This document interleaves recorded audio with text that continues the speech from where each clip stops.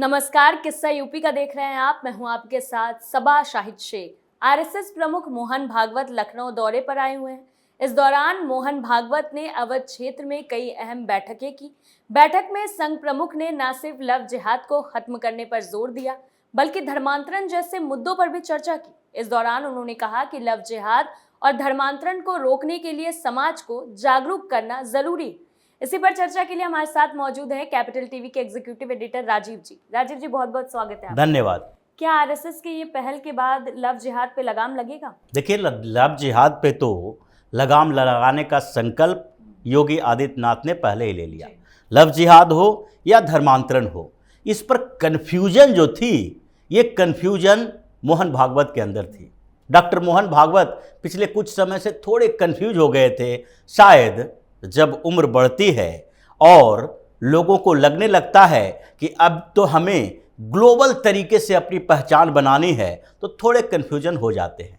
और डॉक्टर मोहन भागवत को यही कन्फ्यूजन कुछ समय से हो गया था कि हमें मुस्लिमों को अपने साथ रखना है, साथ में राजनीति करनी है, या फिर देखना है कि वो मुस्लिम जो हमारे साथ आएंगे वो क्या हमारे तरीके से चलेंगे, हिंदुओं के खिलाफ नहीं होंगे।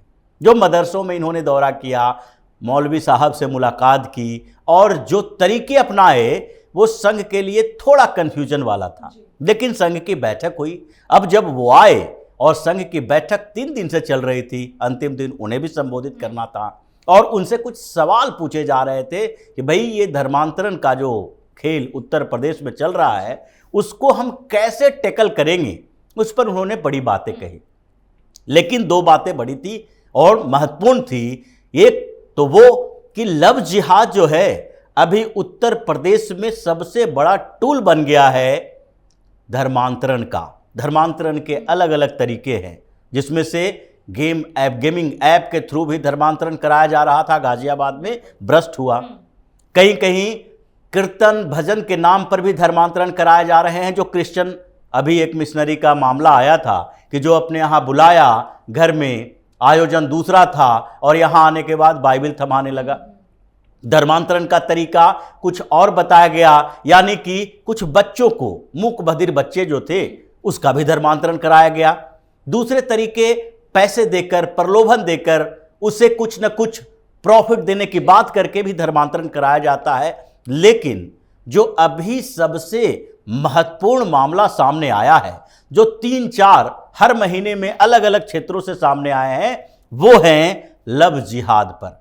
लव जिहाद मतलब अपनी पहचान छुपाकर, प्यार के जाल में फंसाकर जिस तरीके से माइंड वॉश किया जाता है। जैसे अभी एक मामला सामने आया, शोएब जो कि सौरभ बन गया था। ये कैसे हुआ?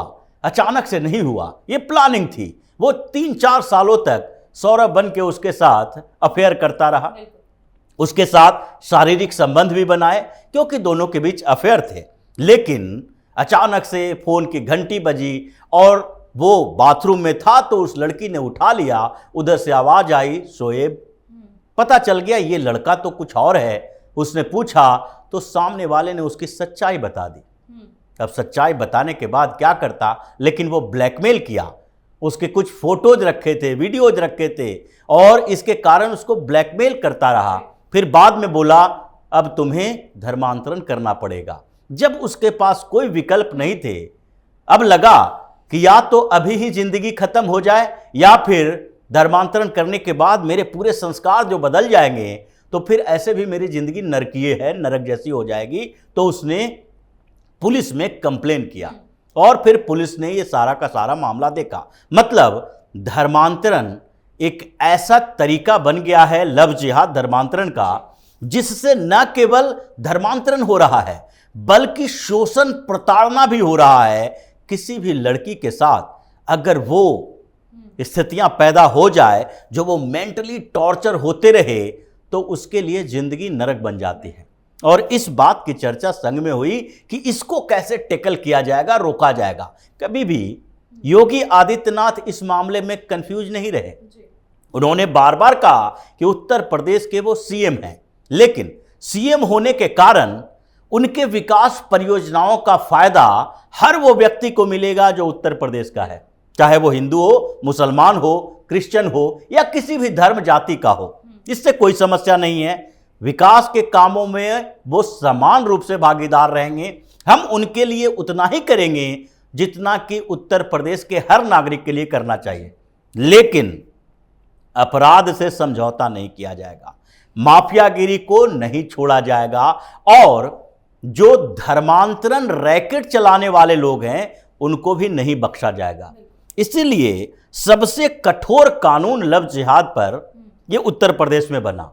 अगर आपको शादी करनी है इंटर रिलीजन, यानी कि धर्म से अब दूसरे धर्म का लड़का दूसरे धर्म की लड़की से अगर शादी करना चाहता है तो इसकी अनुमति लेनी पड़ेगी आपको। इसके लिए डिस्ट्रिक्ट मजिस्ट्रेट से परमिशन की जरूरत पड़ेगी। वहां पर आपको 1 महीने का समय दिया जाएगा, आपको बताना पड़ेगा सब कुछ सही है, आपने शादी की है, उसके लिए नोटिस भेजा जाता है और पूरी प्रक्रिया के बाद स्पेशल मैरिज एक्ट के तहत शादी होगी। ऐसा नहीं है कि आप गए किसी के को फंसाए और उसके बाद किसी मस्जिद में गए और वहां पर मुल्ला जी के सामने निकाह कर लिए। ये परंपरा नहीं होगी। अगर ऐसा किया जाता है तो कठोर सजा मिलेगी। और मोहन भागवत को भी कहना पड़ा इस बात के लिए कि उत्तर प्रदेश में लव जिहाद के मामले आ रहे हैं तो सीएम योगी के जो काम हैं उसके बारे में लोगों को बताना चाहिए। ये दो तरफा चीजें हैं। अगर लोगों को बताएंगे तो जो लव जिहाद करने वाले लोग, धर्मांतरण के लिए काम करने वाले लोग हैं, उसके अंदर डर पैदा होगा। और भागवत ने यह भी बताया कि 1000 से ज्यादा ऐसे मामले आ चुके हैं जिसमें सजा हो चुकी है, लेकिन लोगों को पता नहीं है। अब मीडिया का काम है जानकारी देना, साथ ही भारतीय जनता पार्टी या संघ के कार्यकर्ता जो हैं उनका काम है जानकारी देना। जब तक इस बात की जानकारी लोगों तक नहीं पहुंचेगी कि योगी की सरकार ने लव जिहाद के मामले में इतने लोगों को सजा दिलवाई है, तब तक न तो डर होगा उस लोगों का जो कि लव जिहाद करते हैं या फिर इसके लिए पूरी प्लानिंग करते हैं, साजिश करते हैं। दूसरी तरफ उन लोगों को प्रोत्साहन मिलेगी अपने कंप्लेन दर्ज कराने के लिए जो इसके शिकार होते हैं। इसलिए धर्मांतरण पर जो ये संघ का पूरा कार्यक्रम रहा, वो एक तरह से सीएम योगी आदित्यनाथ को मिली हुई खुली छूट है। जो काम आप कर रहे हैं उसे और बेहतर तरीके से कीजिए, संघ को इससे कोई आपत्ति नहीं है।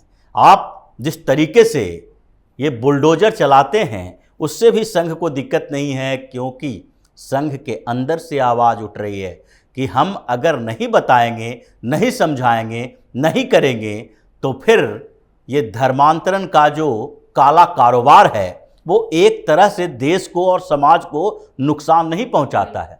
दो तरफा है, ये दो धारी तलवार है। जिस तरीके से मान लेते हैं पूरे उत्तर प्रदेश में कितने लोगों को ये लोग मुसलमान बना पाएंगे? अगर मुस्लिम जो है धर्मांतरण रैकेट चला रहा है, 500 लोग, 1000 लोग, 2000 लोगों को वो बना पाएंगे। लेकिन उस 1000 2000 लोगों को मुस्लिम बनाने के चक्कर में आपने क्या किया? आपने 1.9 करोड़ यानी 2 करोड़ से ज्यादा जो यहां पर मुस्लिम आबादी है उसको किस जगह पर डाल दिया? उसको एक शक के दायरे में डाल दिया। ये खबरें आती है, जानकारी मिलती है, उसमें शामिल 4 लोग होते हैं जो अपने फायदे देखते हैं और धर्म के नाम पर उस फायदे का इस्तेमाल करते हैं, जिससे बाहर से पैसा मिलता है। सऊदी अरब जैसे देशों से कन्वर्जन के लिए पैसे दिए जाते हैं। ये उसी तरीके का रैकेट है जैसे आतंकवाद एक पेशा बन गया है। आतंकी संगठन जितने हो, चाहे खालिस्तानी हो या जिहादी संगठन हो या फिर कोई इस्लामिक ऑर्गेनाइजेशन हो, ये सारे के सारे आतंकी संगठन हैं। वो उसी तरीके से हो गया है जैसे इसके पास 200 लोगों का एक गैंग है, गैंगस्टर है, और आतंक के कारोबार से कमाई कर रहा है, अपनी अय्याशी कर रहा है, फंड ले रहा है और ब्लैक मनी का काम कर रहा है, कारोबार कर रहा है। उसी तरीके से धर्मांतरण का ये गिरोह भी वही एक गैंग बन चुका है जो अपने और 4 लोगों के फायदे के लिए उसको सपना दिखा कर पैसे बाहर से लेता है और यहां पर धर्मांतरण कराने की एक मुहिम चलाता है जो कि एक छद्म मुहिम है। क्योंकि यह संभव नहीं है कि आप ये छोटे छोटे काम करके हिंदुस्तान जैसे देश में जहां 80% से ज़्यादा आबादी हिंदुओं की है, और उस देश में आप 2000, 5000, 10,000, 20,000 धर्मांतरण करा के बहुत बड़ी उपलब्धि हासिल कर लोगे।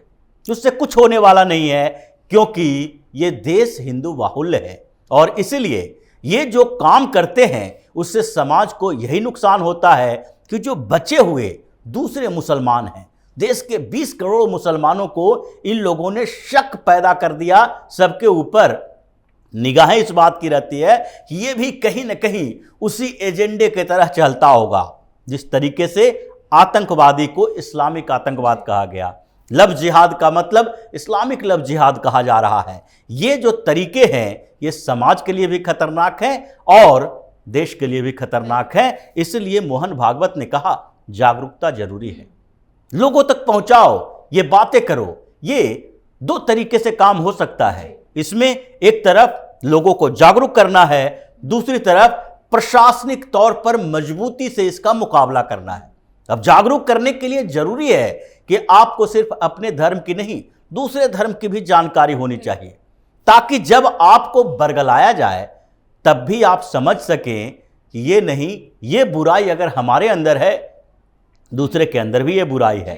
धर्म कोई भी ऐसा नहीं है जिसमें अच्छा और बुरा पक्ष नहीं हो, जो कि वर्तमान में दिखाई पड़ता है हर जगह पर। और आपको क्या एक्सेप्ट करना है यह आपके ऊपर निर्भर करता है। इसलिए भागवत ने जागरूकता की बात की और फिर प्रशासन की बात की, जो योगी आदित्यनाथ कर रहे हैं, जिसका जिक्र उन्होंने बार बार किया कि जो योगी आदित्यनाथ की सरकार ने की है, 1000 से ज्यादा लोगों को सजा दिलवाई है, उसकी जानकारी भी लोगों तक पहुंचाओ। और संघ के कार्यकर्ताओं की जिम्मेदारी दोगुनी तिगुनी हो जाती है, ताकि यहां पर उस जागरूकता के आधार पर सबसे पहले लव जिहाद को खत्म करो। धर्मांतरण के लिए पैसा देने वाले लोगों को तो सरकार पहले देख लेगी, लेकिन दूसरे तरफ से आपको इसके लिए जागरूक करना पड़ेगा। ये दोनों जिम्मेदारी के साथ एक बात तो क्लियर है कि संघ की जितनी बैठकें हुई धर्मांतरण को लेकर, लव जिहाद को लेकर, ये सारी बैठकों में अब एक संकेत मिल रहा है कि योगी आदित्यनाथ जो हैं वो जो काम इस मामले में कर रहे हैं उससे पूरा का पूरा संघ गदगद है। संघ की तरफ से इनको हरी झंडी मिली हुई है कि कठोरता से काम करो, क्योंकि आगे आपका नंबर आने वाला है।